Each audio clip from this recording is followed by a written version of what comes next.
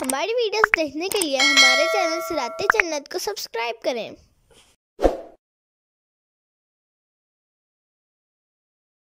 ام لهم شرکاء شرعوا لهم من الدین ما لم یأذن به اللہ۔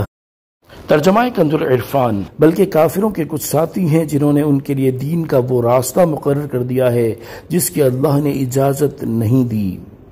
ولولا کلمۃ الفصل لقضی بینہم، اور اگر فیصلہ کرنے کی بات طے نہ ہوتی تو یہی ان میں فیصلہ کر دیا جاتا۔ وَإِنَّ الظَّالِمِينَ لَهُمْ عَذَابٌ أَلِيمٌ، اور بے شک ظالموں کے لیے دردناک عذاب ہے۔ تفسیر صراط الجنان۔ دنیا اور آخرت کے اعمال کے بارے میں ایک قانون بیان کرنے کے بعد اس آیت میں اللہ تعالیٰ نے وہ چیز بیان فرمائی ہے جو بدبختی اور گمراہی کی بنیاد ہے۔ اس آیت کا معنی یہ ہے کہ کفار مکہ اس دین کو قبول نہیں کرتے جو اللہ تعالیٰ نے ان کے لیے مقرر فرمایا ہے، بلکہ کافروں کے کچھ ساتھی ہیں شیاطین وغیرہ جنہوں نے ان کے لیے کفریہ دینوں میں سے وہ دین انہیں پیش کیا ہے جو شرک اور مرنے کے بعد اٹھائے جانے کے انکار پر مشتمل ہے، اور یہ دین اللہ تعالیٰ کے دین کے خلاف ہے، اور کفار اسی دین کو قبول کیے ہوئے ہیں جن کا انجام تو یہ ہے کہ اگر فیصلہ کرنے کی بات طے نہ ہوتی اور جزا کے لیے قیامت کا دن معین نہ فرما دیا گیا ہوتا تو یہی ایمان والوں اور کفار میں فیصلہ کر دیا جاتا اور دنیا ہی میں جھٹلانے والوں کو عذاب میں گرفتار کر دیا جاتا، اور بے شک آخرت میں ظالموں کے لیے دردناک عذاب ہے۔ یاد رہے کہ اس آیت میں ظالموں سے مراد کافر ہیں۔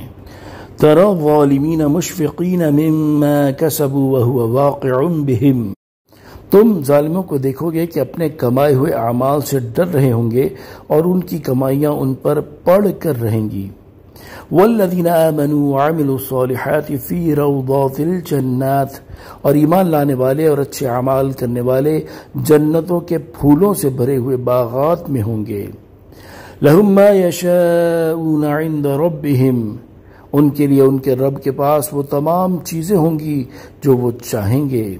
ذَلِكَ هُوَ الْفَضْلُ الْكَبِيرُ، یہی بڑا فضل ہے۔ تفسیر صراط الجنان۔ اس آیت میں قیامت کے دن عذاب کے حقداروں اور ثواب پانے والوں کا حال بیان کیا گیا ہے۔ چنانچہ ارشاد فرمائے کہ تم قیامت کے دن ظالموں کو اس حال میں دیکھو گے کہ وہ اس اندیشے سے اپنے کفر اور خبیث اعمال سے ڈر رہے ہوں گے کہ اب انہیں ان اعمال کی سزا ملنے والی ہے، یہ چاہیں ڈریں یا نہ ڈریں ان کے اعمال کا وبال ان پر ضرور پڑ کر رہے گا اور یہ اس سے کسی طرح بچ نہیں سکتے۔ اور ایمان لانے والوں اور اچھے اعمال کرنے والوں کا حال یہ ہوگا کہ وہ جنتوں کے نعمتوں سے بھرے ہوئے باغات میں ہوں گے، کیونکہ وہ جنت کے سب سے زیادہ پاکیزہ مقام ہیں۔ ان کے لیے ان کے رب عز و جل کے پاس وہ تمام چیزیں ہوں گی جو وہ چاہیں گے، اور تھوڑے عمل پر یہی بڑا فضل ہے۔ اس آیت سے معلوم ہوا کہ فاسق و فاجر مسلمان بھی اپنے اعمال کی سزا پانے کے بعد یا اللہ تعالیٰ کی طرف سے سزا کے بغیر ہی بخش دیے جانے کے بعد جنت میں جائیں گے، البتہ وہاں ان کے مقام میں فرق ہوگا کہ اچھے اعمال والے مسلمان پھولوں سے بھرے ہوئے باغات میں ہوں گے اور ان کے علاوہ مسلمان جنت کے دیگر حصوں میں ہوں گے۔ صلو علی الحبیب صلی اللہ تعالی علی محمد صلی اللہ تعالی علیہ وآلہ وسلم۔